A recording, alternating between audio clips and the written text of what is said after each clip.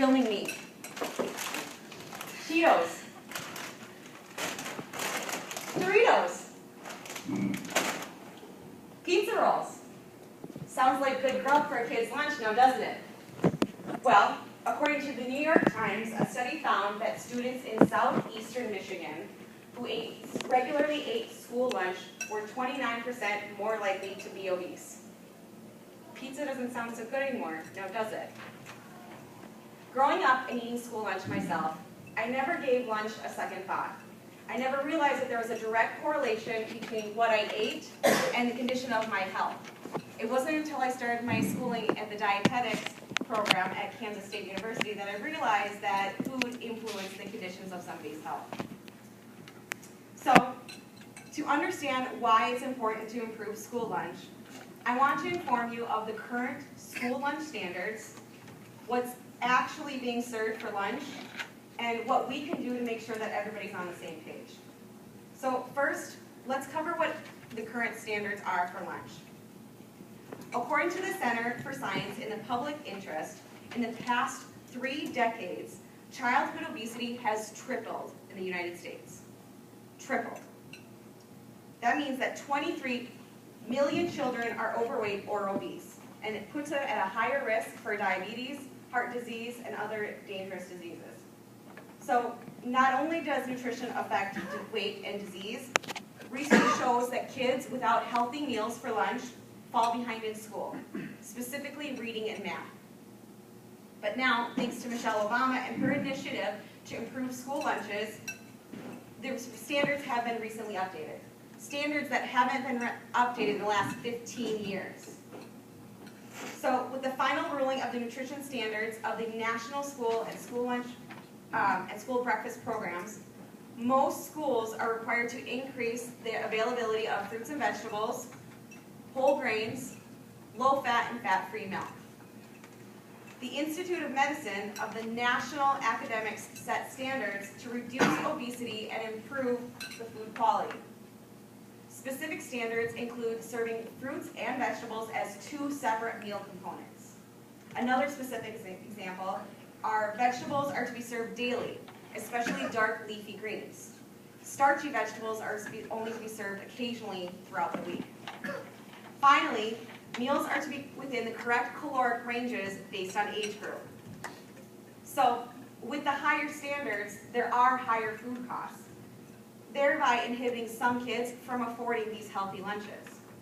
But, thanks to the National School Lunch Program, 31 million children are able to enjoy food at a lower cost or for free. The National School Lunch Program is a federally assisted program that helps feed kids whose family's income is between 130 and 185% of the poverty level. So with the stricter standards and the higher food costs, you might want to ask yourself, are schools keeping up? An article in Parents Magazine finds that not all schools are falling in line. In the article, The Problem with Your Child's Child's School Lunch, schools were identified as serving 2 different qualities of meals. In one school, a woman identified as Mrs. Q ate school lunch every day for a year while updating her blog. Meals consisted of pizza, French fries, and mystery meat. Another school in St. Paul, Minnesota, served foods that were full of whole grains, salad bars filled with vegetables, and sauces and low-calorie seasonings. Yes, food quality has changed immensely in the last 15 years.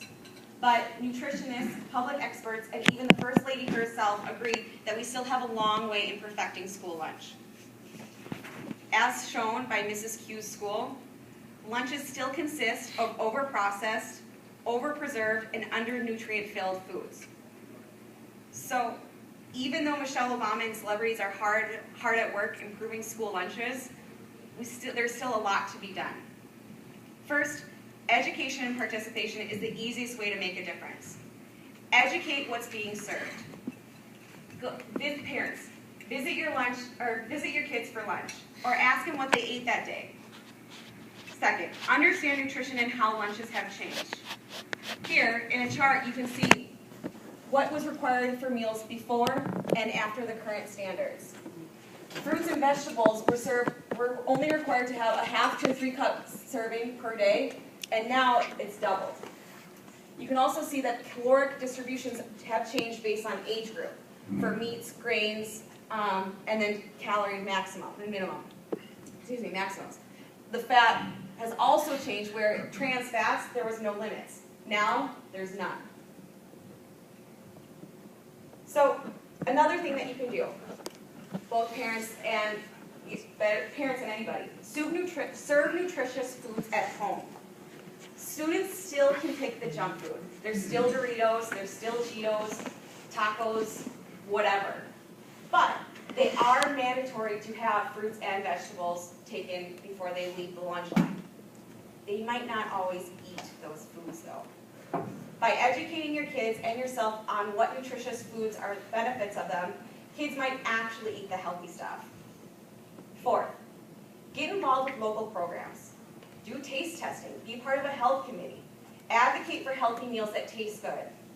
We all know that broccoli doesn't hold a candle to Doritos without a little creativity. Finally, support an organization for kids' health. Parents, non-parents, everyone alike can do this. Lifetime Fitness is an example. Lifetime's mission to improve children's health is shown by the Lifetime Foundation.